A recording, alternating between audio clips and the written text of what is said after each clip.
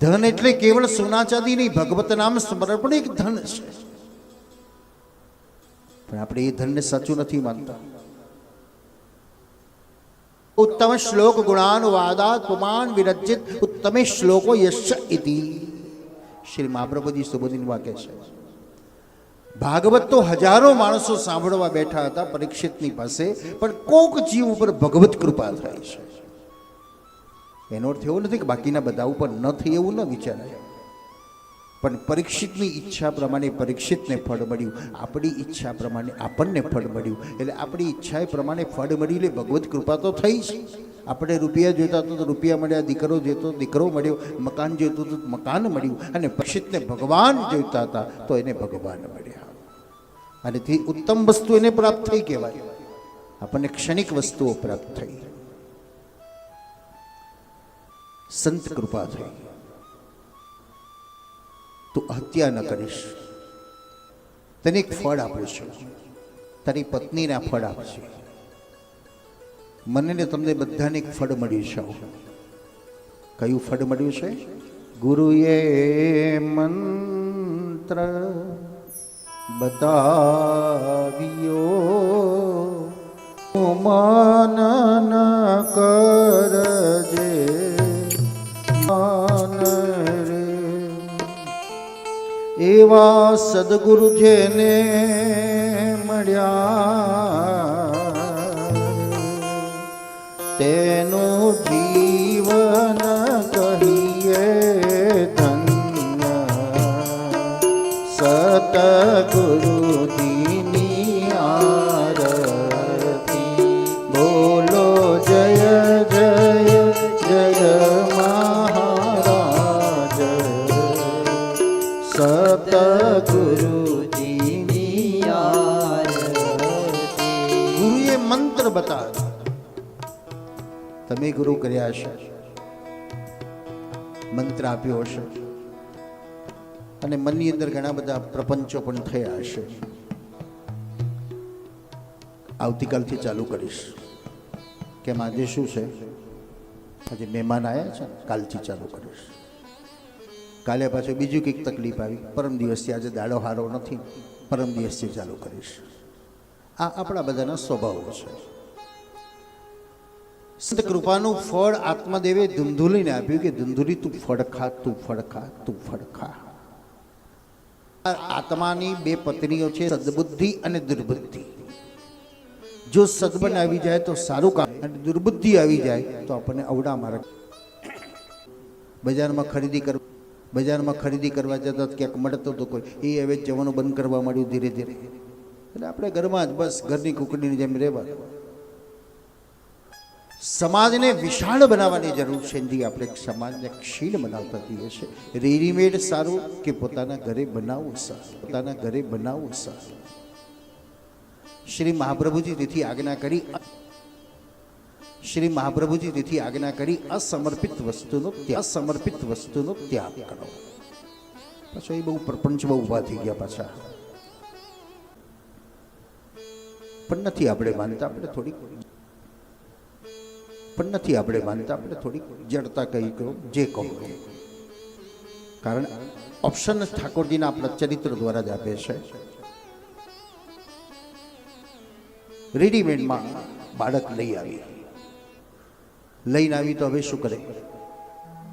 મને દીકરો થયો, મારો દીકરો, આર્ટિફિશિયલ બતાવવું પડે, વાહ વાહ કરવી પડે પોતાની જાતે. સમાજને થયું અરે આત્મદેવ તો કેટલો પુણ્યશાળી કહેવાવું કે તારે ઘેર દીકરો થયો, અને ગાયના દ્વારા પણ તેને પુણ્યશાળી કહેવાવું કે તારે ઘેર દીકરો થયો, અને ગાયના દ્વારા પણ તેને દીકરો મળ્યો. 2 દીકરા મને પ્રાપ્ત થયા, પણ એક દીકરો કેવો આવ્યો? ચાલો આપણા બધાને 2 દીકરા છે. ક્યારેક વિચાર કરજો કે 2 દીકરામાં તફાવત કેટલો છે. એ માએ ચિંતન કરવાની જરૂર છે કે કોનામાં મેં વધારે આપ્યું અને કોનામાં ઓછું ઘીરેડ્યું, એ માએ શોધવાનું છે. પછી આપણે છટકી પડી દઈએ છીએ.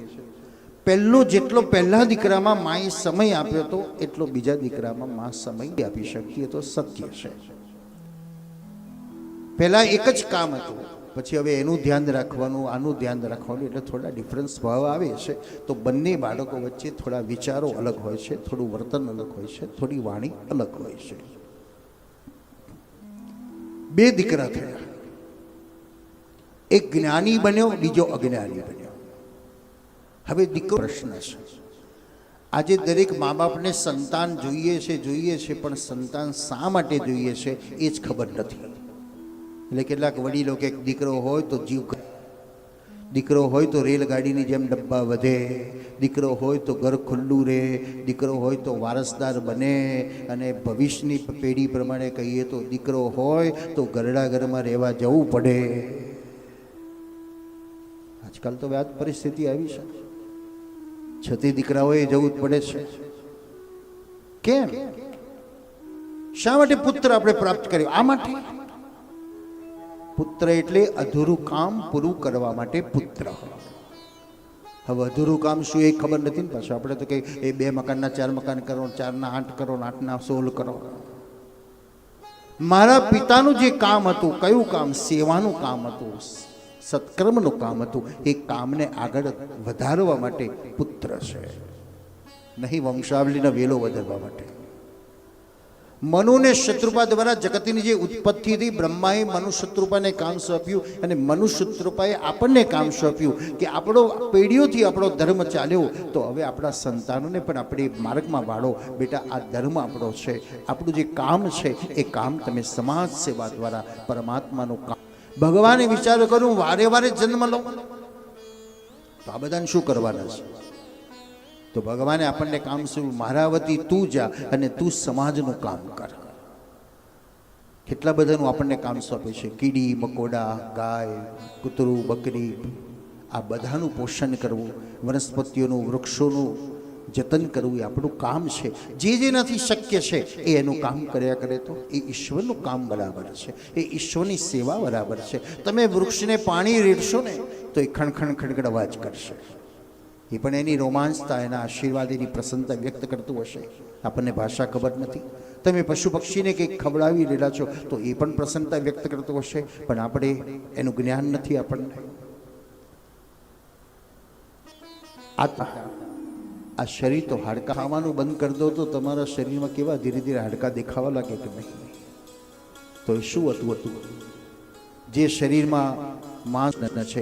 તેથી શ્રી વલ્લભ પણ કહે છે, અધરમ મધુરમ વદનમ મધુરમ નયનમ મધુરમ હસિતમ મધુરમ.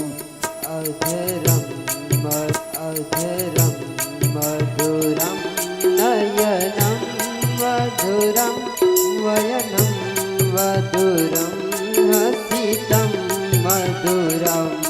અધરમ મધુરમ વદનમ મધુરમ નયનમ મધુરમ હસિતમ મધુરમ.